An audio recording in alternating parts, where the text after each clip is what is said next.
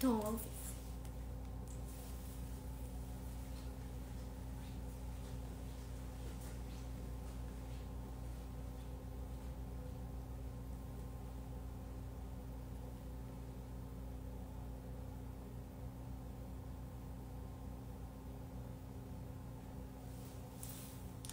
Oi, oi, pessoal, boa noite.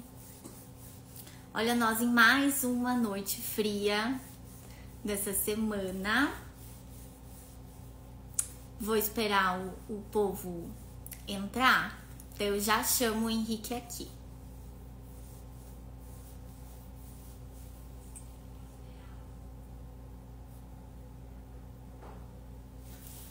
Deixa eu ver aqui.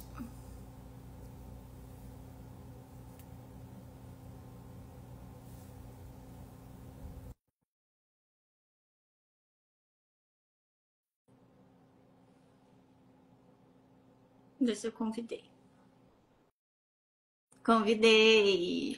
Oi, Oi, Henrique. oi, Aline, boa tarde, tudo Boa bem? noite já aqui pra gente. Já Boa escureceu, já noite, tá boa noite. frio. É, aqui também, na verdade. Que bom. Tudo certo.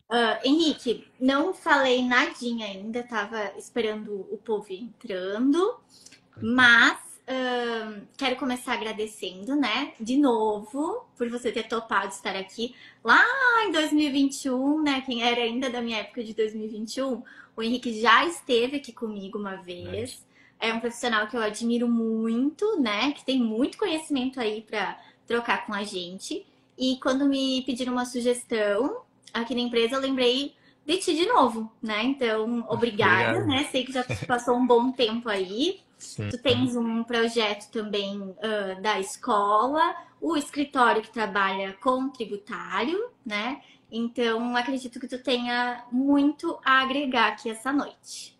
Então, prometo que eu vou fazer o meu melhor. Obrigado mais uma vez pelo convite aí, mais uma vez aí, né, por estar presente com vocês aqui. E é o meu dia a dia, assim, eu sempre brinco, se na advocacia, se me perguntarem alguma coisa sobre área trabalhista, contratual, já nem lembro mais. Agora, tributário, quase 10 anos que eu só faço isso, então realmente acaba que a gente vive bastante coisa aí no dia a dia. é específico, mas como é que eu posso dizer? Não é nem necessário. É específico, mas é gostoso. É específico, mas é diferente, né? É, não, e atuar com direito tributário, na verdade, te leva a estudar muitas coisas, né? A gente vai falar um pouquinho mais sobre isso depois, assim, mas eu já tive que estudar sobre constituição de pneus, ou como funciona a válvula de um perfume, ou, né? Então, são coisas que, às vezes, em algumas situações no nosso sistema, isso gera uma diferença enorme de impostos na descrição de um produto, num código NCM, enfim. Então é uma área que é apaixonante, sim, é uma área que a gente acaba, para quem se dedica, realmente sempre tem alguma coisa nova para aprender, né? Eu concordo. Então, pessoal, eu quis trazer o Henrique aqui em um bate-papo, assim, sem juridiquês, para que a gente possa falar para vocês por que existem impostos, por que existem tributos. Ah, mas a gente declara muito, a gente paga muito imposto, né? Essa é uma realidade que a gente que está na linha de frente com o consumidor ou que tem contato com contadores e assessores escuta diariamente, né? Então, acho que mesmo que a gente tenha hoje em dia muito mais informação ou informação muito mais fácil, ainda é algo muito misterioso, assim. Ainda teria que abrir o código de direito tributário para entender o que é imposto, né? Mas será que eu realmente preciso declarar? Mas será por que eu tenho que pagar tanto, né? Por que no Brasil é assim? Então, esse é o intuito da live, que a gente possa conversar com quem entende do assunto para nos contar um pouquinho de por que a gente tem essa obrigação, né? A gente costuma falar que a gente tem duas certezas só na vida, né, Henrique? Que é A morte e os impostos, né? a morte dos impostos. Perfeito, perfeito. Exatamente, É. isso aí. Então, quando tu quiseres começar, pode começar. Não, perfeito. Eu acho que assim, de fato, tem muitos assuntos que vale a pena a gente fazer essa abordagem, vamos dizer, mais macro, né? A gente se afastar um pouquinho do dia a dia e a gente olhar a coisa como um todo, né? A gente vê muito até em rede social, o pessoal às vezes comentando, poxa, eu pago IPVA, como é que tem buraco na estrada, né? Ou, enfim, e algumas coisas assim que a gente percebe que o pessoal às vezes não entende a mecânica da coisa. Tentando ser bem objetivo aqui, e aí fica à vontade para me interromper a qualquer momento, tá, Aline? Porque Claro. advogado fala demais, né? Uhum. Assim, mas basicamente, o luto ele é uma necessidade decorrente do nosso pacto social, né? Da criação, do desenvolvimento do próprio Estado, né? A gente diz que o direito ele existe desde o primeiro momento em que o ser humano passou a conviver em comunidade. E se você parar para pensar em qual foi o grande diferencial do ser humano na ocupação do planeta como um todo, que hoje é esse fenômeno global, né, da nossa espécie está em todos os lugares, é a capacidade de trabalhar junto em grandes grupos, né? Aí entra a ideia do pensamento de abstração, enfim, não cabe aprofundar tanto aqui agora, mas nós somos um animal social. E ao se socializar, se percebeu então que nós não somos um animal mais forte, não somos um animal mais rápido, mas a gente consegue trabalhar muito em grupos e em grandes grupos. E como você organiza a alocação dos recursos desses grupos, né? Se eu tenho pessoas que tenho indivíduos que são mais capazes de caçar, enquanto outros são mais capazes de plantar, ou que têm outras habilidades de, né, desenvolver ferramentas. Então, naturalmente, com o desenvolvimento da sociedade, a gente teve o desenvolvimento da moeda, do dinheiro, né? Que também no primeiro momento não existia como a gente conhece hoje, né? Houve tempos em que se pagavam coisas usando sal, né? Ou próprio escambo, trocas, enfim, o tal. O salário vem disso, né? Da época que o sal era a moeda, daí vem a expressão salário, né? Então, e o desenvolvimento dessas trocas, ele acabou gerando acabaram surgindo essas necessidades de convenções sociais e a criação desse ente, né? Esse ente que ele não está em nenhum lugar, mas ele está em todos os lugares, o Leviatã, né? Que é o Estado, né? Então, o Estado ele surge justamente com como fruto dessa reunião de forças e de recursos entre todos para desenvolver atividades necessárias ao bem-estar e sobrevivência comum. E aí vem o tributo, né? Quer dizer, o Estado ele precisa do tributo para conseguir entregar aquilo que ele se propõe a entregar. Então, eu tô tentando trazer essa abordagem histórica, mas para dizer o quê? Bom, se eu preciso, hoje nós não somos capazes de produzir, de construir estradas sozinhos, construir hospitais sozinhos, ou de ter talvez segurança pública, uma segurança pública confiável, ou você ter todas essas entregas que o Estado nos faz. Deixa eu até, caiu até uma luz aqui falando do Estado, né? Mas então todas essas entregas elas precisam ser fomentadas, precisam ser financiadas por alguém imparcial, por alguém equidistante, né? E o tributo foi a forma que se criou para financiar tudo isso. Caso contrário, nós não teríamos essas coisas que a gente muitas vezes não lembra nem de valorizar, né? Ou nem perceber, às vezes, o quão desenvolvida já é a nossa sociedade, né? Então, eu diria assim, tentando ser bem objetivo, eu diria que a origem dos tributos ela vem da própria organização social do ser humano. E daí, a partir desse primeiro momento, a gente já começou a construir essas figuras, essas entidades, seria o Estado, ou seria a nobreza, ou seria o clero, enfim, Uhum. e que como isso tinha ali um determinado dever e precisava de uma contraprestação para existir, né? Tá. Ahn, e assim, todas as pessoas, né, do nosso momento atual, no momento que estamos hoje, todas as pessoas precisam pagar impostos? Sim, na verdade, a gente tem até um fenômeno interessante, que é hoje no Brasil quem mais paga tributos são os mais pobres, né? Em que sentido eu quero dizer isso? Isso é pelo fato de que a nossa carga tributária ela é muito invisível, ela é embutida no preço de tudo que você compra e de todo serviço que você adquire. Então, seja uma mercadoria ou um serviço, quando você compra algo, tem muito imposto ali dentro. E se você fizer Uhum. uma análise, tem estudos aí do IBPT, se não me engano, em proporção da renda pessoal, acaba que a carga tributária hoje ela é paga pelas pessoas até menos favorecidas pagam mais proporcionalmente. O que eu quero dizer com isso é que todo mundo paga tributo mesmo sem ver, né? Às vezes, e aí talvez muitas vezes até a maior parte. De qualquer forma, quando você precisa de fato apurar e pagar algum tributo, aí a pessoa física sempre vai lembrar do imposto de renda, que também é bem importante para a nossa conversa hoje, né, do dia a dia do pessoal aí também do mercado. É, e aí você vai ter determinadas condições, né? Dependendo do montante negociado, por exemplo, uma transação na bolsa, dependendo do montante do seu patrimônio, dependendo da sua renda, você pode ser ou não obrigado a pagar o imposto de renda. Então, especificamente, se você falar especificamente de algum tributo, ele vai depender de determinadas condições. O imposto de renda, determinada renda, o patrimônio, o IPTU, determinada propriedade sobre bem imóvel, IPVA, veículo automotor, assim por diante. Uhum, Mas, na essência, todos contribuem, todos pagam tributos, mesmo aqueles que, em tese, estão isentos do imposto de renda ou não têm imóveis, não têm veículos, eles continuam pagando.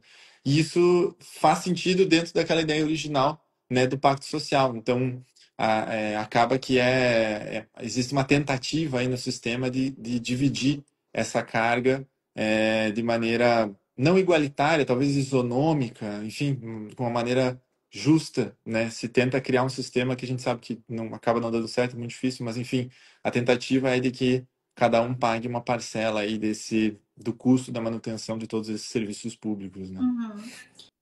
E quando tu fala em Estado, de quem é esse poder de tributar? Uhum. Olha, na verdade, isso vai de país para país, né? No caso, falando especificamente do Brasil, nós somos uma democracia, uma República Federativa do Brasil é uma democracia, um Estado democrático de direito.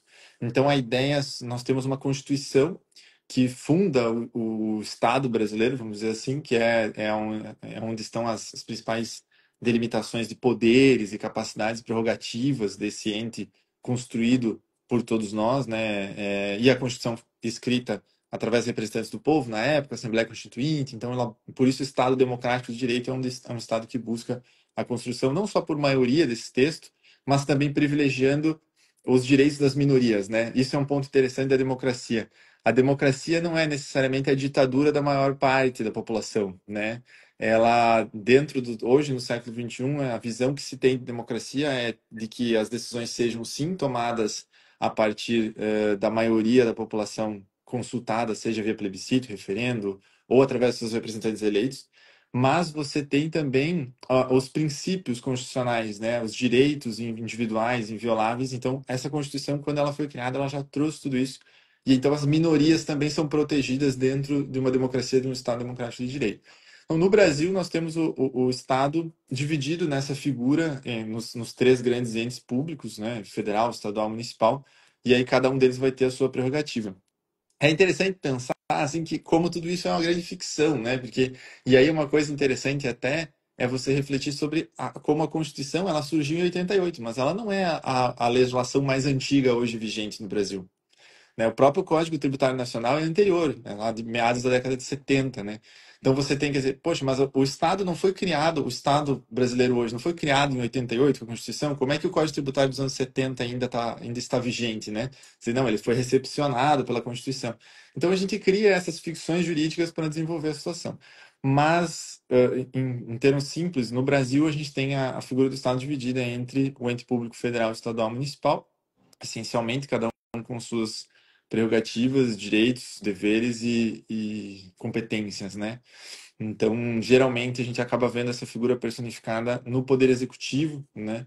Mas no presidente da República, no governador, mas não é sempre o caso, né? Tem muita subdivisão aí nesses poderes, né? A gente poderia dividir aqui IPTU Uhum, municipal, uhum, IPVA Estado uhum. e a própria declaração de imposto de renda a gente fala de União.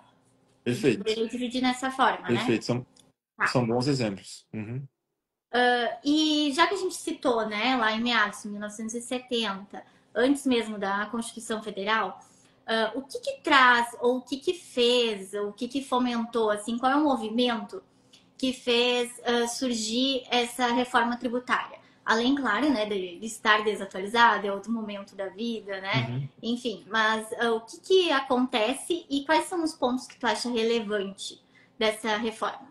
perfeito.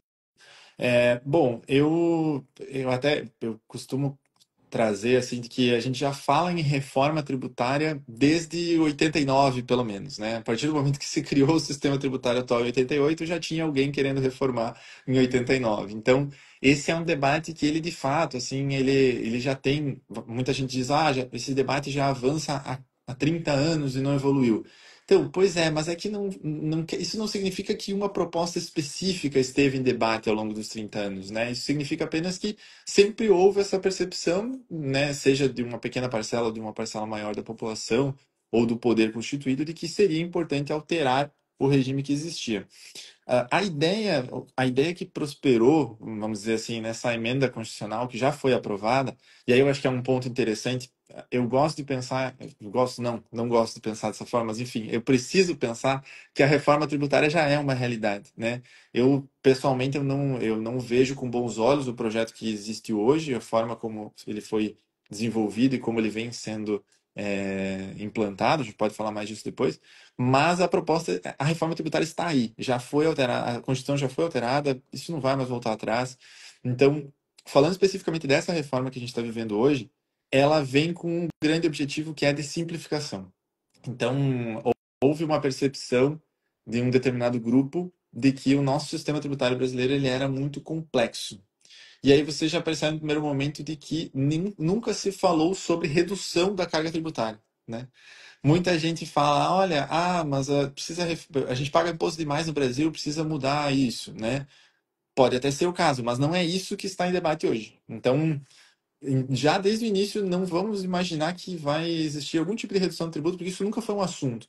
A ideia sempre foi, vamos simplificar o que existe e criar um sistema que seja mais fácil de trabalhar. Isso faz sentido se você pensar que esse projeto ele foi financiado por algumas grandes empresas lá, que financiaram o grupo de estudos que criou o texto da proposta de emenda constitucional lá atrás, da emenda PEC 45, de 2019, que trouxe o texto que depois virou a tal emenda constitucional, são grupos industriais e financeiros. Então você tem uma proposta que ela tem muito esse ponto de vista vamos dizer, dos bancos e das indústrias, né? E aí a complexidade é um grande problema para o setor industrial, se você for pensar justamente essa questão lida com muita matéria-prima, muita variedade de itens, essa tributação que eu comentei, né, que no dia a dia ele precisa estudar a válvula de perfume para entender qual o imposto que paga. Então, isso no dia a dia do industrial é um grande problema. E a carga tributária sobre o setor industrial no Brasil chega a atingir aí 40% do faturamento da empresa. Então, tentando ser bem objetivo aqui, a proposta de reforma hoje ela foi fomentada por uma intenção de simplificação do sistema, sem redução da carga tributária, e ela foi criada com um olhar muito pensado para o setor industrial, vamos dizer assim. Isso é uma percepção minha que eu não vejo que o pessoal comente tanto. Mas faz sentido se você perceber que hoje as estimativas de impacto falam muito em aumento da carga tributária sobre o setor de serviços e existe talvez uma possibilidade de redução da carga no setor industrial. Então, mantém a arrecadação igual, mas a partir do momento que eu divido de maneira mais igualitária, vamos chamar assim, entre os três setores, a indústria, comércio e serviço, o serviço que hoje pagava menos, ele paga menos, ele pode vir a pagar muito mais. E aí a gente fala, inclusive, de escritórios de advocacia, por exemplo, podem ter aumento até de 300% na carga tributária, assim, é algo bem impressionante. Mas, e tentando só trazer um ponto aqui para gente, para comentar primeiro, antes de a gente evoluir a conversa, mas tentando trazer um pouco mais para o nosso dia a dia, e aqui o que eu acredito que seja de maior interesse do pessoal que nos segue aqui na Sencom, eu diria que é a questão a perspectiva da tributação do imposto de renda na distribuição de lucros, né? Até foi um assunto que a gente estava comentando um pouquinho antes da live, e a gente já tem hoje, na emenda constitucional, uma previsão de que após essa reforma, em até 180 dias, era a ideia, o governo deveria apresentar um projeto de lei com as alterações do imposto de renda. Então, a reforma tributária, eu digo, a reforma tributária já é uma realidade e já foi aprovada? Sim. Mas qual reforma? A reforma dos tributos sobre o consumo. A gente posso explicar um pouco melhor essa diferença depois, mas isso, quer dizer, ela vai afetar mais as empresas. Ela foi pensada para simplificar o sistema tributário e em benefício das empresas. Em um segundo momento, se buscaria, então, essa discussão relacionada ao imposto de renda. E aí a gente não sabe muito bem o que vai vir, mas o governo fala muito na tributação de dividendos, principalmente de empresas aí que faturem mais de 5 milhões por ano, o que afeta provavelmente aí também todo mundo que investe na bolsa esperando o recebimento de dividendos, por exemplo, né, nas suas mais variadas formas. Então, Eu diria assim, só para pontuar um aspecto aqui que eu acho que vale a pena a gente acompanhar esse debate, eu diria que essa questão da tributação dos dividendos sempre foi um diferencial do Brasil e talvez esse debate agora evolua por outros caminhos, né? Uhum. Ahn, então, foi aprovada e nós estamos nesse prazo de 180 dias para se apresentar? Ah, eu acredito que ele até já passou, na verdade, se a gente for parar para analisar. E o governo chegou a apresentar uma proposta que depois ficou, de alteração do imposto de renda, eu digo, né? Que depois acabou ficando engavetada no Congresso e não evoluiu mais. Hoje a gente ainda tem muita coisa para fazer nessa reforma dos tributos sobre o consumo. Então, eu diria assim que essa questão do imposto de renda. E aí entra a política, o tempo da política, né? Porque ano que vem tem eleições, então. É difícil a gente prever exatamente quando pode acontecer. Às vezes, o Brasil, às vezes, em 7 dias tudo muda e em 7 anos nada muda, né? Você, no curto prazo você tem grandes alterações e depois de alguns anos, quando você olha, na verdade, a coisa teve ali um retorno à média. Não é difícil de prever, mas tentando ser bem objetivo, o prazo, a princípio, ele já passou, mas eles deram um jeito de manter isso engavetado por enquanto. Então, para o pessoal que entrou depois, né, a gente está trazendo aqui uma contextualização dessa ideia de imposto, de tributo, do porquê que a gente tem a obrigação de pagar. Então, tem a obrigação de pagar? Tem a obrigação de pagar. O Estado, ele tem uma obrigação de te devolver isso? Não. Não, estabelecido em lei não, por mais triste que De seja, essa fato. é a realidade, né? Então, é aquela coisa do, ai, mas eu pago IPVA e tem buraco na estrada, né? O Estado, ops, não tem essa obrigação, né? Claro, a gente fala, aí a gente tira um pouquinho, né, do cenário de como político, né, como ações que eles têm que prezar pela sociedade, enfim. Mas isso é o que estabelece o nosso código, né, o que traz isso. E mesmo com a reforma, então, não foi citado nada que mudasse isso. Foi citado algumas coisas que estariam ali diminuindo talvez uma carga tributária ou igualitando, né, entre comércio, serviço e indústria. Isso, exato. A gente tem talvez ali, a gente percebe talvez uma intenção de simplificando o sistema, você facilitaria o dia a dia de quem movimenta muita mercadoria, mas acaba que aquele que presta serviço que não tem tanto estoque de mercadoria, não trabalha tanto com matéria-prima, dentro desse sistema que está sendo construído agora, o tal do IVA, né, o Imposto do Valor Agregado, que estão se buscando construir no Brasil, você não tem a compra da mercadoria pelo preço de 10 e a venda por 12 para você fazer o valor agregado. Você tem uma prestação de serviço e você tem uma contratação de pessoas ali, então você tem uma tributação sobre o faturamento do setor de serviço, ela acaba ficando muito onerosa. Então, assim, mas até pegando um gancho que eu acho que foi bem importante essa tua fala também sobre a questão do que esperar, do que o Estado deve nos entregar, né? Enfim, se deve nos entregar alguma coisa. E, de fato, a reforma tributária não traz esse debate. O texto que vem aprovado também não traz nada sobre isso. A gente tem algumas coisas na Constituição no sentido de que o Estado seja obrigado a aplicar determinado percentual do orçamento em saúde, educação, enfim, mas nada se fala, e aí eu acho que é o ponto talvez mais interessante, de qual é a eficiência disso, né? Que eu sou obrigado a investir 15% em saúde, né? Aí não estou mais nem falando de direito tributário, a gente está falando talvez de direito financeiro, normas orçamentárias, né? Mas sou obrigado a investir 15% em saúde. Bom, mas em quê, né? Quer dizer, isso é contratação de pessoal, isso é maquinário, isso é criação de novos postos de saúde, hospitais, como esse recurso vai ser alocado? A eficiência do uso do dinheiro do governo é um assunto à parte. E talvez tivesse sido mais inteligente como sociedade que nós tivéssemos começado esse movimento de reformas pela tal reforma administrativa que ninguém quer fazer, porque ela não é agradável politicamente, né? Mas você talvez iniciar o debate por vamos entender como está a máquina pública, vamos fazer uma reforma na gestão, na administração do recurso público primeiro, vamos entender se nós podemos ser mais eficientes, se nós podemos arrecadar menos e entregar mais, nós podemos entregar o mesmo arrecadando menos, enfim. E depois de você otimizar o uso da máquina, talvez você pensar em otimizar a arrecadação. Hoje a gente está falando em muitas alterações sobre como arrecadar para continuar financiando uma máquina que talvez seja ineficiente demais. Então, é natural que não vá sair nada muito bom do outro É, lado, né? exatamente. É natural que a gente não possa esperar grandes coisas, né? Então, acho legal limpar essa expectativa. É. A gente pode falar também que os tributos, então, sempre existiram, né? Foi uma forma de Uhum, sociedade, de conviver. uhum. E eles foram sendo acrescentados, né? Criados e modificados com o tempo, isso, né? Perfeito. Não, perfeito. Um ponto importante para você entender a lógica da tributação é que o tributo ele é sempre pensado para incidir sobre alguma coisa que seja representativo de riqueza, né? Então, seja, um patrimônio imóvel é um símbolo, um signo de riqueza, ele representa algum tipo de valor econômico, então eu vou cobrar um imposto sobre isso. Auferiu renda, né? A renda é uma representativa de um valor econômico, de riqueza, então eu vou cobrar imposto sobre isso. O imposto ele sempre busca incidir sobre símbolos de riqueza.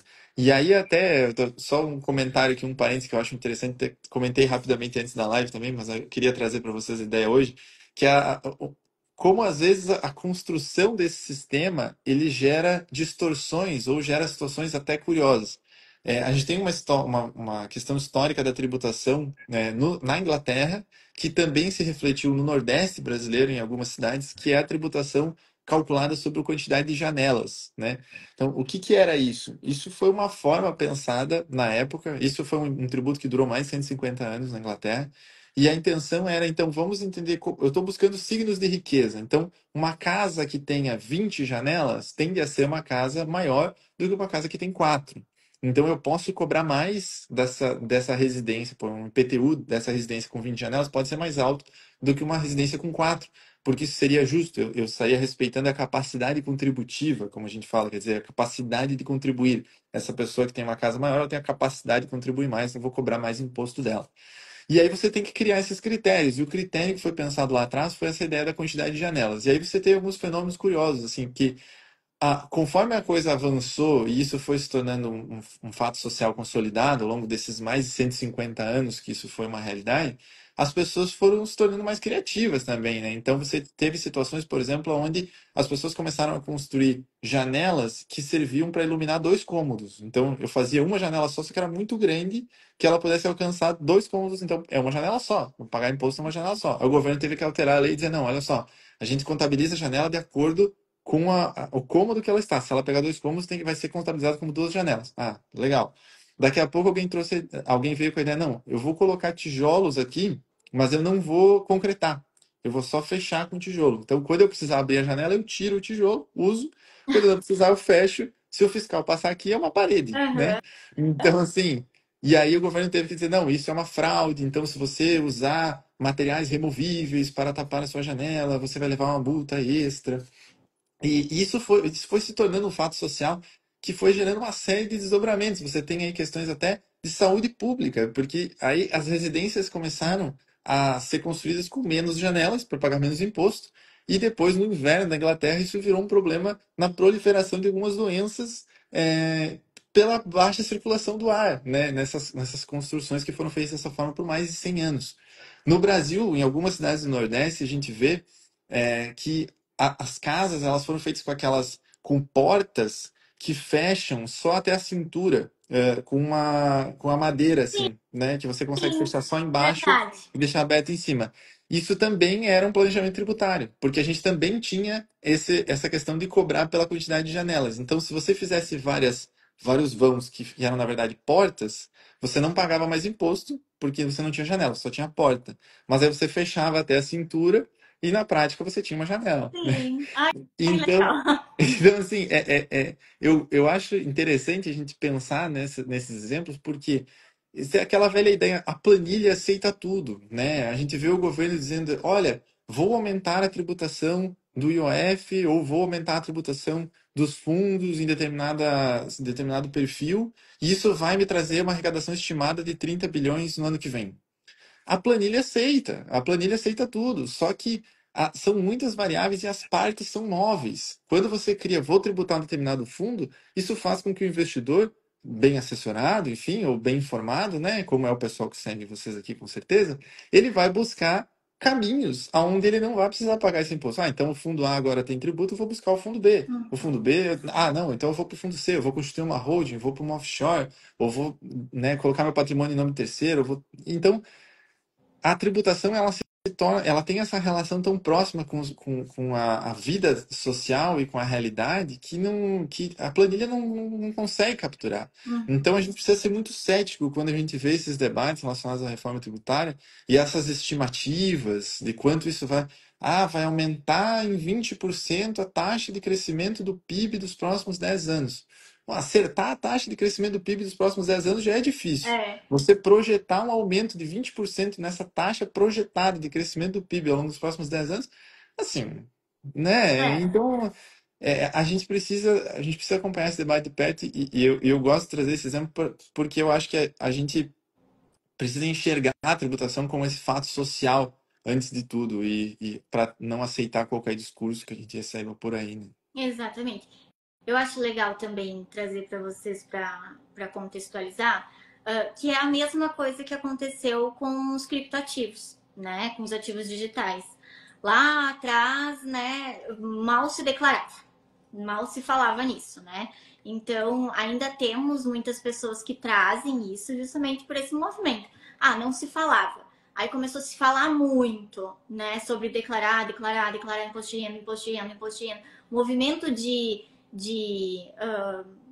investimento na Bolsa de Valores foi tomando forma, né? O pessoal já tem informação mais fácil, a gente sabe que encontra cursos na internet, encontra pessoas que podem falar no próprio Instagram, entende? Então, dando não sugestões, né, mas apresentando o conteúdo de uma forma muito boa. Então, foi se falando cada vez mais.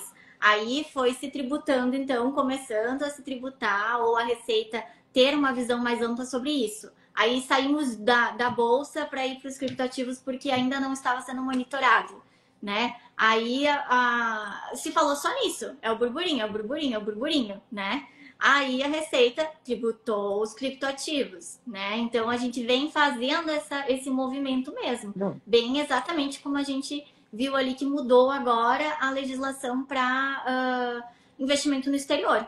Então era de uma forma, a gente vem transitando para outra, justamente por causa dessa ideia. A gente vem acompanhando a humanidade. Perfeito. Assim, ele é um exemplo mesmo do que a gente vinha conversando, se a gente for pensar no criptoativo como um signo de riqueza, um símbolo de riqueza, né? Quer dizer, era uma coisa que não existia, passou a existir, a partir do momento que passou a se entender que existia um valor econômico, financeiro ali, então vou tributar esse signo de riqueza. E até uma coisa interessante, porque eu estudava bastante sobre blockchain ali em meados de 2018, é um assunto que me interessava bastante, até por questão de rastreamento de circulação de mercadoria para fins de arrecadação tributária, ele tem várias aplicações. Depois, ali em meados de 2019, quando saiu a primeira instrução normativa da Receita Federal sobre declaração de criptoativos para corretoras, enfim, eu assessorava um escritório na época que acho que tecnicamente era uma corretora de criptoativos, e eu lembro que ele veio aquela obrigação da Receita Federal com muito detalhe sobre como fazer aquele preenchimento, né? E o pessoal, poxa, e agora a Receita vai conseguir cruzar, vai conseguir fazer malha, né? A gente pode falar mais sobre malha depois também, se você quiser. Mas assim, foi curioso na época porque eu fui conversar com o meu cliente e falei, olha, e agora, né? Quer dizer, e agora como é que você vai preencher esse relatório? Vocês já estão analisando isso aí e tal? Falei, não, preencher o relatório tranquilo. Falei, isso aí eu tenho tudo no meu sistema. Na verdade, essa parte é a parte fácil. A questão mais é a relação com o cliente e tal. Então, ali já também me chamou a atenção na época, assim, poxa, como realmente o blockchain no criptoativo, ele permite esse rastreamento que permite que o corretor ele tinha já de fato todos os dados de todos os CPFs, toda a base de cliente dele, quando tinha comprado, quando tinha vendido, de onde tinha ido, para quem tinha ido, enfim, ele conseguiria preencher relatório para a Receita Federal. A questão que nos preocupava então era qual ia ser o desdobramento disso. E isso foi em meados de 2019. A gente está agora em meados de 2025, pouquinho mais de 5 anos, né? Que é mais ou menos o tempo que a Receita muitas vezes leva para começar a usar essa informação. Então, a tendência é realmente, só aproveitando esse gancho do criptoativo, a gente tem um aumento no acompanhamento, na fiscalização dessas operações aí, nesses próximos, ou pelo menos a gente receber mais notícias sobre isso nos próximos anos aí, Isso. né? Então vamos falar sobre malha fina. O Uhum. que que é e por que que as pessoas costumam cair na malha, Aham, né? O que que é isso? tá. Bom, eu acho que vale a pena já começar esse assunto pelo seguinte: no Brasil, tecnicamente, pessoa física não é fiscalizada. Não existe fiscalização tributária de pessoa física no Brasil, só existe malha. Uhum. Então, assim, em algumas situações, claro, eu estou falando de Receita Federal, né? Aí, a nível Receita Estadual, Receita Municipal, de fato, pode haver uma fiscalização pessoa física. Mas, tecnicamente, a fiscalização de pessoa física a nível federal, ela é feita através de malhas, única e exclusivamente. Exceto raríssimas exceções que o auditor da Receita Federal vai analisar até a rede social, para ver justamente os signos de riqueza, né? Se a pessoa está viajando muito para o exterior, está declarando uma renda incompatível. E isso acontece, mas só quando a pessoa realmente tem um patrimônio pessoal muito grande. Então a malha ela é muito importante para a pessoa física, porque é realmente hoje é quase que uma única forma que a Receita Federal utiliza para analisar. E se a gente for falar de imposto de renda, que é de competência da Receita Federal, então malha é o assunto que a gente precisa tratar. Hoje a Receita tem mais de 120, em torno de 130 malhas que ela realiza instantaneamente com a transmissão da declaração do imposto de renda. Então, quando a sua declaração fica lá processando no sistema da Receita, o pessoal de contabilidade que possa estar nos assistindo, a declaração fica lá processando, significa que ela está passando por essas 120 malhas. E aí você vai ter vários perfis de malha. Você vai ter cruzamento de malha do CPF, do médico que lhe atendeu, se ele declarou que ele recebeu aquilo que você declarou que gastou vinculado ao CPF dele. Então, por isso, muitas vezes alguns profissionais cobram menos sem emissão de nota, né? Porque ele sabe que você vai declarar, vai surgir a malha, ele vai precisar declarar também. E aí tem em todos os sentidos. Hoje a Receita ela recebe informação de todos os lados. Até a gente teve uma discussão grande também no Brasil há pouco tempo sobre a fiscalização das transações financeiras, né? E se o governo passaria a acompanhar isso. Na verdade, a Receita Federal já recebe essa informação desde 2010. A gente chama de e-financeira, que é o relatório que os bancos e os operadores de cartão de crédito enviam para a Receita Federal mensalmente. Todo mundo que movimenta mais de R$ 2.000 por semestre na sua conta bancária já está com todas as operações detalhadas através do e-financeira desde 2010. Então a Receita, mas por que que a Receita nunca me autuou se eu sei que eu não declarei tudo na minha... Porque talvez você não caiu na malha, você não teve relevância ali, talvez financeira suficiente para esse gatilho ser ativado, mas a informação já está na base de dados da Receita. Então, malha, essencialmente, é o cruzamento de dados. Por isso que a gente chama de malha. É um cruzamento de dados que a Receita faz em cima de inúmeras fontes de informação, seja cartório, seja junta comercial, bancos, cartão de crédito, tudo isso manda dados para a base da Receita Federal e o sistema da Receita trabalha com malha, não envolve um auditor pessoa física. Entendi.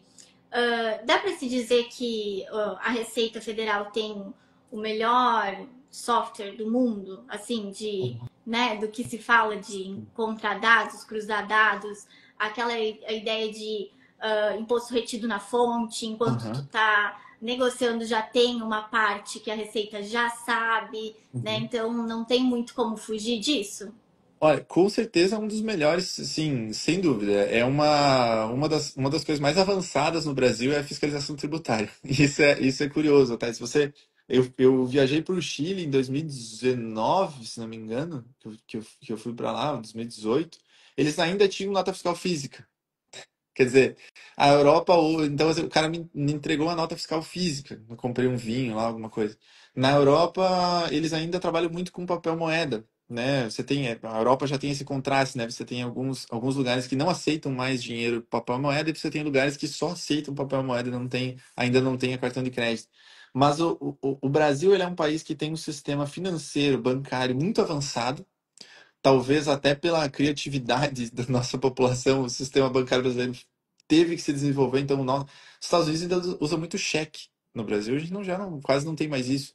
Não, Então, verdade. o nosso sistema financeiro brasileiro, o sistema bancário brasileiro é muito avançado e o sistema de arrecadação tributária também. Então, até eu comentei sobre blockchain, eu estava estudando em 2018. Quando eu estava estudando essa matéria em 2018, eu lembro que quando eu ouvi falar sobre a ideia de usar blockchain, que é a tecnologia do criptoativo, para fiscalizar tributo, eu ouvi isso em uma palestra de um professor panamenho que veio num congresso aqui em Florianópolis. Então, eu pensei, vou escrever sobre isso. É uma inovação, ainda não está se falando sobre esse assunto, vai ser um artigo científico interessante. Comecei a pesquisar e encontrei grupos de estudos da SERPRO, que é quem cria as soluções de tecnologia da Receita Federal, que já estudava blockchain para fiscalização de impostos desde 2017. É, Então, assim, então, então você vê como a Receita Federal, ela realmente ela é muito avançar. avançada, né? E Uhum. não só a federal, não vou me alongar muito nesse ponto aqui, mas a nossa Receita Estadual, por exemplo, aqui em Santa Catarina, eu estou na Grande Florianópolis aqui agora, né? A gente tem, por exemplo, o Olho Mágico, as malhas fiscais da Receita Estadual aqui, ela hoje, em alguns aspectos, ela é mais eficiente que a federal até. Ela notifica o contador da empresa para prestar esclarecimentos sobre algumas questões. Às vezes, no mês seguinte ou 2 semanas depois, ele tem enviado um relatório. Então, a fiscalização tributária no Brasil é uma das mais eficientes do mundo, com certeza. Eles estão sempre estudando novos temas, aplicação de IA, processamento em nuvem. Então, a gente realmente vê aí uma velocidade muito grande na evolução desses assuntos. Isso aí, concordo. Tem uma pergunta que o pessoal separou aqui, que é sobre se declarar o imposto de renda faz sentido e ajuda na hora de pedir um empréstimo, alguma coisa com o banco, né? Sei que foge um pouco da nossa, do nosso assunto, né, principal, Uhum. mas realmente acredito que sim, né, Henrique? Porque justamente por causa desse cruzamento de dados. Então, Perfeito. eles já têm tudo certinho ali, é uma maneira de você, inclusive, demonstrar boa fé, né? Perfeito. Não, e de fato, se você for parar para pensar, assim, até no dia a dia, é uma. Mas por que eu não posso simplesmente apresentar meu extrato de cartão de crédito, ou, né, ou meu extrato bancário, enfim. A pessoa que declara e preenche, né, adequadamente aí todas as obrigações, ela demonstra um perfil também, que isso é levado em consideração, né, pela instituição financeira até na análise de risco. Então, sem falar que muitas vezes declarar o imposto dá dinheiro, né? Quer dizer, assim, Eu tenho porque tentado levantar essa bandeira, gente. Declarar é, dá dinheiro, vamos lá. então, porque o que acontece? Muita gente no Brasil, essa questão do imposto retido na fonte, você comentou em algum momento, né? A gente tem esse, não vou me alongar aqui, mas é que tem um debate imenso sobre isso, tá? Se o imposto de renda retido na fonte é a mesma coisa do imposto de renda da declaração anual.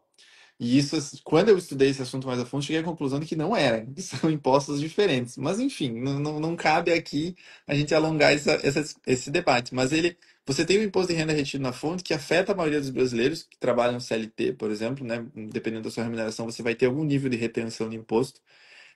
E ela tem um tempo, a gente chama de critério temporal, o prazo para cobrança do imposto ele é diferente, ele tem uma alíquota diferente, ele tem um prazo diferente. Então ele é pago mensalmente via retenção por uma alíquota diferente.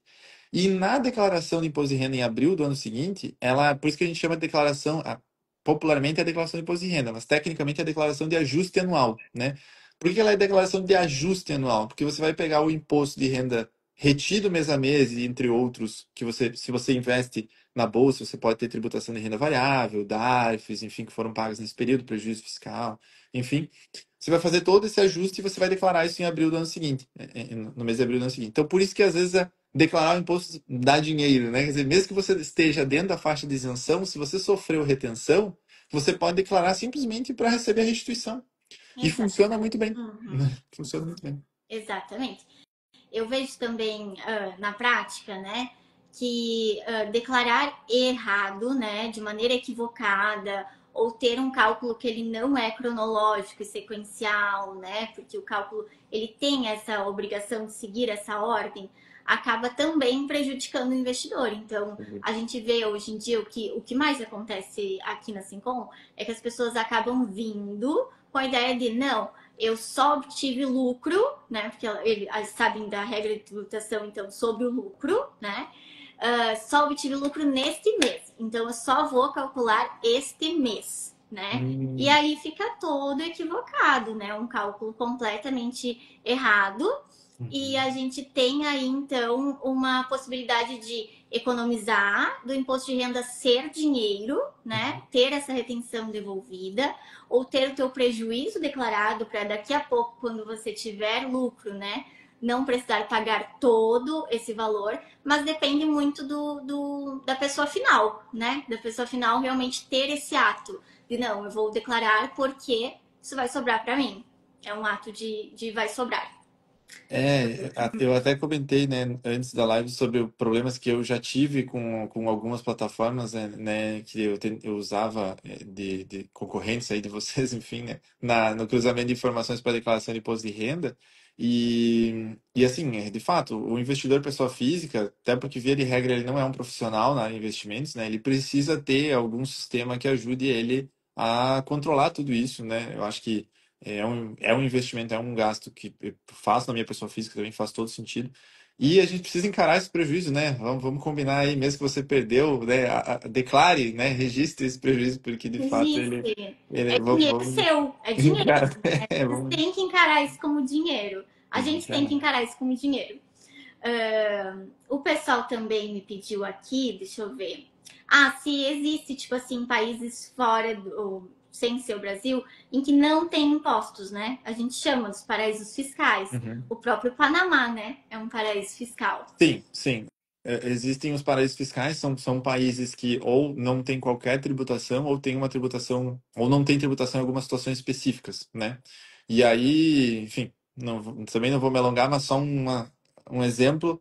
A gente tem situações aí, por exemplo, Luxembourg Papers, para quem quiser pesquisar aí no Google depois, os papéis de Luxemburgo em inglês, né? Você teve, por exemplo, grandes vazamentos de dados, né, de acordos na Europa em que grandes corporações faziam acordos com o governo de Luxemburgo para se aproveitar da isenção de tributos através desses acordos e colocavam lá um escritório com uma pessoa ou duas e dizia, olha, isso aqui é a nossa matriz global. Então, todo o lucro da nossa operação nos outros 100 países, ele vai ser tributado aqui em Luxemburgo. E aí, ao invés de eu pagar 20% de imposto de renda, 34% de imposto de renda, como é no Brasil, eu vou pagar 1% porque eu fiz um acordo com o governo. Então, até esses movimentos, eles surgiram já em razão desses paraísos fiscais. Então, existem, mas mesmo nos paraísos fiscais, você vai ter tributação em outros signos de riqueza, em outros símbolos de patrimônio. Então, por exemplo, são países que dificilmente não vão ter nenhuma carga tributária. Você vai ter tributação sobre imóveis, você vai ter tributação sobre veículos, talvez você não tenha uma tributação sobre lucro tão expressiva, mas você vai ter tributação em outros aspectos para o Estado se financiar. A única forma de você ter uma sociedade sem tributos seria sem Estado, e aí, né, realmente talvez seja algo até teórico, muito difícil, né, de imaginar isso na É. prática, ou você teria que ter um orçamento totalmente financiado por empresas públicas, que teriam que dar lucro para financiar esse Estado sem tributos. Então, também é uma situação teórica que acho que também não seria melhor do que a gente tem hoje. Exatamente, também acho. Deixa eu ver mais o quê? Mais algo que você lembre? Olha, eu acho que a gente passou por bastante coisa. Esse assunto ele iria longe, né? Se a Iria, gente né? fosse. Também é o amor da minha vida. Eu confesso que eu ficaria aqui contigo conversando sobre É, tributário. a gente tem, nossa, a gente teria muita coisa para comentar, assim, mas eu acho que, assim, pensando principalmente no investidor pessoa física que está nos acompanhando, é realmente busque se informar, né? Busque uma plataforma para lhe ajudar na declaração de ajuste anual, aqui, porque é importante esse controle, a gente já falou disso, né? Essa base de dados é a base de tudo, realmente. E acompanhe também na política, né, os debates sobre a reforma tributária, querendo ou não, está falando do dinheiro de todos nós, né? Assim, como disse acho, Margaret Thatcher, eu acho que disse essa frase, ficou atribuída a ela, pelo menos, não existe dinheiro público, só existe o dinheiro dos pagadores de impostos, né? Então nunca é dinheiro público, é sempre o nosso dinheiro, né? E no momento que a gente está vivendo esse momento histórico de transição, de criação de um novo sistema tributário, que hoje afeta todos os tributos sobre o consumo, daqui a pouco vai tributar a renda também, a gente precisa acompanhar esse debate. Por mais que a gente não tenha uma previsão legal, e de fato isso é uma realidade que a gente já falou hoje, a gente não tem algo tão claro de como cobrar o Estado de volta por aquilo que a gente paga, a pressão social, o acompanhamento, acompanhe o político que você ajudou a eleger, acompanhe o que ele faz lá em seu nome, é seu dinheiro, né? Então, já que a gente precisa pagar tributo, a gente precisa do Estado para trazer uma série de benefícios, pague seus tributos, mas pague de forma inteligente, pague com assessoria, para pagar o mínimo possível, mas pague para, né, para ter o seu patrimônio regular, não ter surpresa no futuro, mas acompanhe o uso desse dinheiro também. Acho que é um ato de cidadania aí que é sempre bom relembrar, né? Eu concordo. O Henrique também trouxe que realmente, tipo, a indústria é o modelo, né, que mais tributa hoje, né? E que existem formas, então, de ver um pagamento mais eficaz, né? Não é deixar de pagar o imposto, mas é pagar de uma forma mais eficaz. Então, eu acho que é isso que a gente traz também para o investidor como uma opção. Não é deixar de declarar, né? Mas é declarar correto para que você possa ter uma economia, para que esse dinheiro possa voltar de alguma forma para você, né? Então, esse é um recado legal que a gente tem para trazer.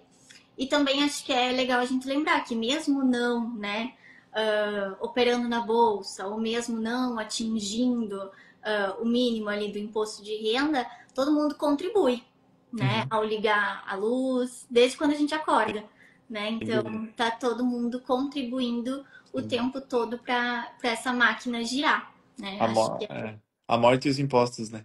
a morte, os impostos que a gente falou para vocês, né? Mas dá para fazer de uma maneira correta, dá para fazer de uma maneira econômica, né? Exatamente isso. Alguém perguntou aqui, deixa eu ver.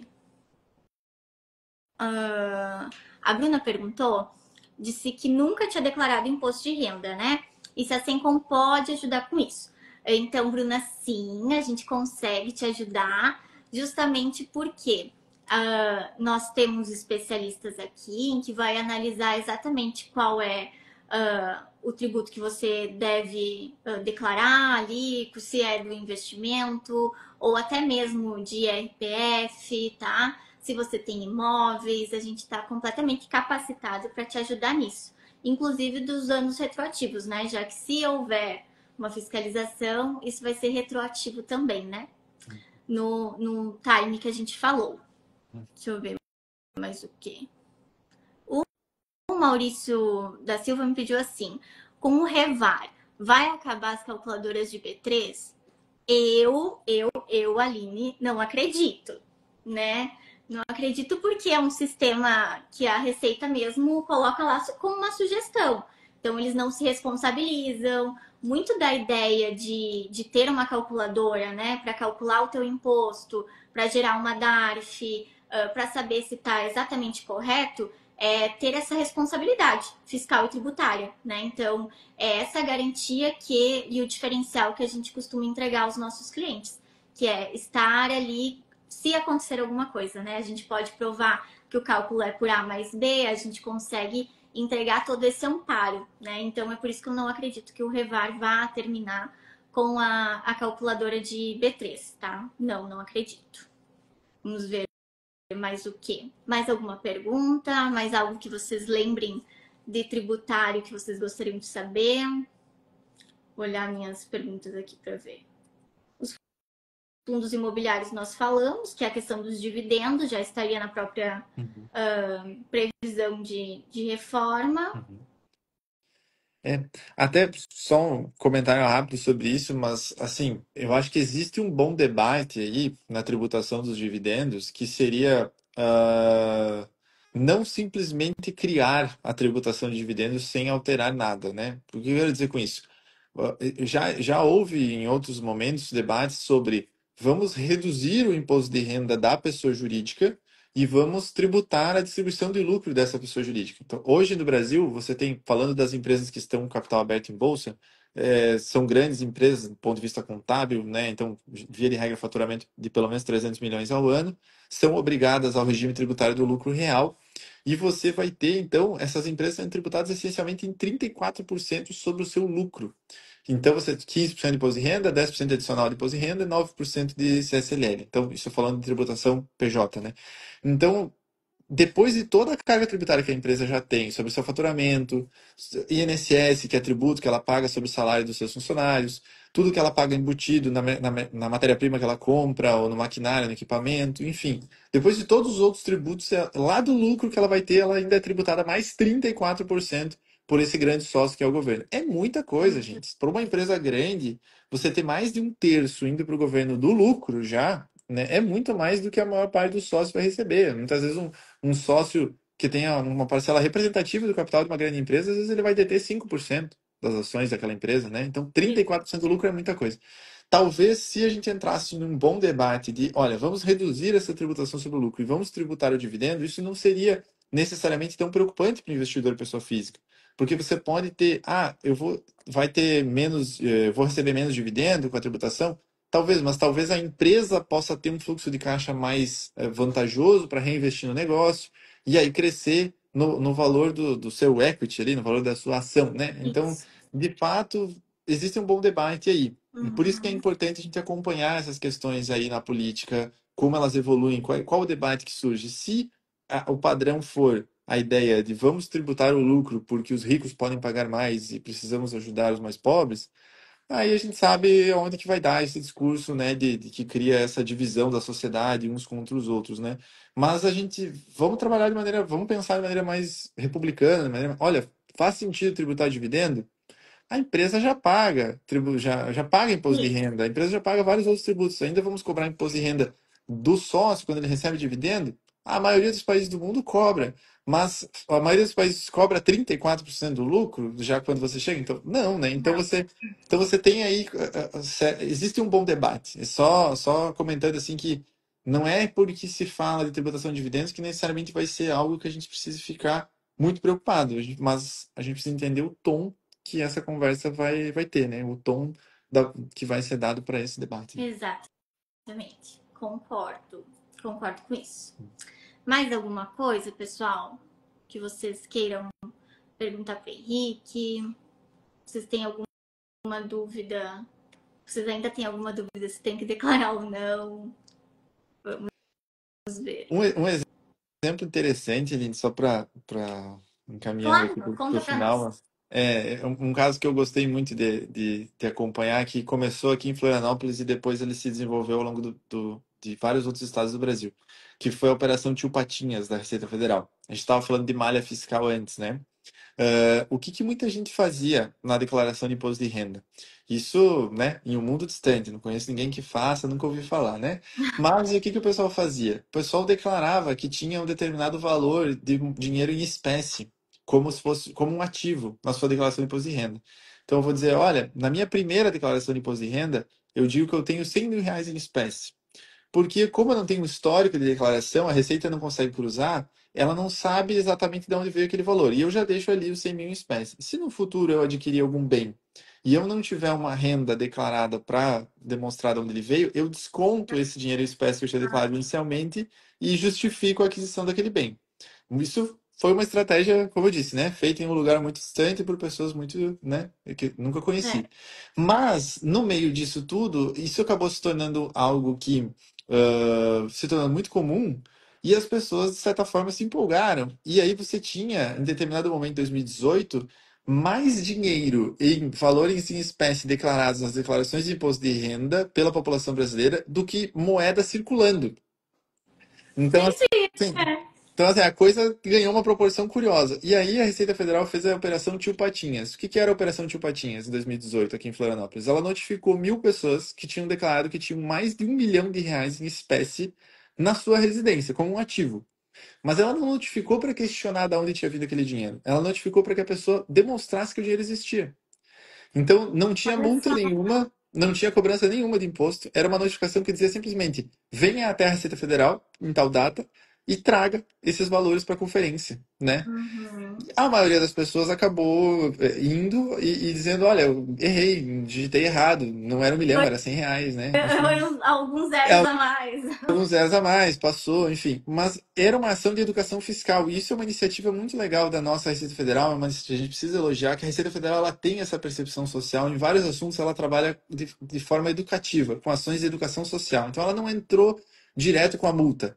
Ela veio primeiro, olha, deixa eu ver, né? Você declarou que tinha mais 1 milhão em espécie, deixa eu ver isso. Deixa eu ver esse dinheiro. Ah, não, desculpa, equívoco. Ok, tira da declaração, mas ela mostra para a sociedade que ela está assistindo, que ela está acompanhando, que ela está percebendo aquilo através de malha, porque ela filtrou na malha acima de tal valor e notificou aquelas pessoas automaticamente. Uhum. Então, ela, através da malha, ela acompanha, ela monitora, ela demonstra presença, ela traz essa ação de educação fiscal e ela tira esse colchão para a sonegação futura, que foi a expressão usada na Uhum. época. Depois de 2018, essa operação foi repetida em outros momentos no Brasil. Então, só mais um exemplo de malha que pode acontecer aí no imposto de renda. Sim. Uhum. E assim, teve gente que tinha o dinheiro, né? E aí, então, aí teve gente que teve que ir para a Receita Federal com a mala de Vamos dinheiro e lá, de apresentar. Tem um colega que atendeu um cliente que teve essa situação, então ele falou, olha, esse vai ser bom, porque esse eu posso provar, né? Vamos lá, não, quer ver? Tá aqui então, né? É, Mas não, enfim, é mas verdade. assim, A prática punitiva, né, ali dos até 20%, né, enfim, a punição, ela realmente existe, né? É Sim, aplicada, a sim. gente vê o tempo todo acontecendo, mas realmente a gente vê uma chamada para um esclarecimento, né? Então, daí aquela coisa de novo do revar, né? Como é que tu vai contar com algo que nem a própria Receita se responsabiliza, né? Então, essa é realmente a questão toda, né? A Bruna me pediu também se vale a pena declarar, mesmo se ela estiver isenta, né? Na faixa de isenção. Uhum. Eu, né, o Henrique pode dar a opinião dele, mas eu acredito, Bruna, que sim, justamente por isso, né? Tu Com certeza. demonstra a boa fé. Se você precisar qualquer coisa do sistema bancário muito mais simples, né? E Uhum. também tem toda aquela parte de se você for seletista, você já recolhe, né? Você pode ter imposto retido na fonte que pode retornar para você. Então, sim, vale a Sim, sim, pena. sim, com certeza. Muitas vezes você está isento no valor anual, né? E aí, às vezes a pessoa ela realmente olha esse assunto só em abril, em março de cada ano. Fala, qual é a faixa de isenção? Ah, eu tô abaixo, tudo bem. Mas às vezes ela nem percebe que ela está sofrendo descontos todo mês lá no seu olerite, no seu pagamento mensal. Então, muitas vezes essa retenção descontada, mês a mês, você pode receber por restituição. Uhum. Então, isso seria um benefício direto financeiro. Agora, de resto também, comprovação de renda para qualquer outra necessidade que você tenha, é sempre importante. Se você tiver feito a declaração, vai ser importante para você, com certeza. Exatamente. Então, gente, terminamos mais uma quarta geladíssima aqui pelo Rio Grande do Aqui Sul. também. E Henrique, mais uma vez, muito obrigada. Ao pessoal que nos acompanhou, né? Vocês podem mandar as suas dúvidas ainda. Eu acho que fica aqui para a gente pensar que realmente, como o exemplo que o Henrique trouxe, né? A gente vive em sociedade, existe a obrigação, não tem como fugir, né, disso. Realmente a gente veio acompanhando essa evolução, trazendo aí a ideia das próprias janelas que o Henrique falou, acompanhando e evoluindo, né? O sistema é muito bom, vai sim fazer um cruzamento de dados, então é importante que vocês saibam que mesmo, eu vou deixar de declarar só os ativos de bolsa, né? Então vocês já estão sendo monitorados desde quando vocês estão na corretora ou qualquer tipo de banco, bem como o Henrique trouxe, né? Já existe essa monitoração assim desde há muito Uhum. tempo. Então, não tem, assim, para onde correr, né? A gente disse que não tem para onde correr, mas a gente pode sim trabalhar de forma eficiente, assim como o Henrique trabalha com as empresas, né? Buscando uma solução mais eficaz, com uma tributação que seja justa, né? Assim como a gente faz aqui com o investidor. Uhum. Não, perfeito. Eu acho que é isso. E uma coisa uma reflexão que eu gosto também, muitas vezes, né, quando a gente pensa sobre a carga tributária, pagar ou não pagar o tributo, é assim, a gente que vive, como eu comentei, eu trabalho praticamente só nessa área, né? Então, vivo isso o dia todo. Ah, quem sonega imposto, quem consegue sonegar imposto, são os pequenos. São pequenas empresas, são pequenos investidores. Os grandes não sonegam. Os grandes pagam, os grandes declaram, os grandes jogam o jogo dentro das quatro linhas e jogam certo, né? Até, claro, porque são mais fiscalizados, enfim. Mas o que eu quero dizer com isso se acostume desde o início. Você é um pequeno investidor, você está na faixa de isenção, se acostume com essa dinâmica, entenda como funciona, né? O sistema tributário brasileiro é complexo, mas é lógico, né? Se você for, muitas vezes a gente vai trabalhar com a construção de patrimônio ao longo de uma vida. Você está começando como um pequeno investidor, mas já entenda a tributação incidente, entenda a lógica, a dinâmica do prejuízo, o aproveitamento de uma retenção, porque isso vai te colocando, vai te educando para que você jogue assim como os grandes jogam, né? Não fica nessa coisa, não vou declarar, vou esconder uma coisinha aqui, esconder outra coisinha ali. Você está criando problema. Daqui 5 anos você investiu bem, seu patrimônio cresceu, e aí você está com um problema porque você tem uma incoerência no seu histórico, você pode receber uma multa no momento. Então, faz a coisa redondinha desde o início, faz a declaração correta desde o começo, trabalhe como os grandes trabalhem, utilize isso a seu favor, assuma o custo necessário, mas entenda o funcionamento, porque isso depois acaba se tornando um diferencial. Eu gosto de pensar assim, trabalhe como os grandes trabalham, né? Pense como os grandes pensam. Não Uhum. fica nesse jogo pequeno, sabe? Porque isso acaba que no longo prazo não vai trazer nenhum benefício. O risco não vale a pena, O risco não vale a pena. né? Não vale a pena. Quando calculado, o risco não vale a pena. E lembrar vocês também que o imposto de renda é o ano inteiro, né? Vocês só se preparam, como o Henrique falou, para fazer um ajuste lá em abril do ano que vem. Mas o imposto de renda é o ano todo. Perfeito. Então, deixem suas dúvidas. Henrique, mais uma vez, muito obrigada por estar aqui comigo. Eu que agradeço. E se vocês tiverem algo a mais para perguntar, a gente vai respondendo vocês pelos stories, tanto os da Sencom como os do Henrique também, tá? Obrigada, pessoal. Boa noite. Obrigado, pessoal. Obrigado mais uma vez pelo convite, Aline. Boa noite.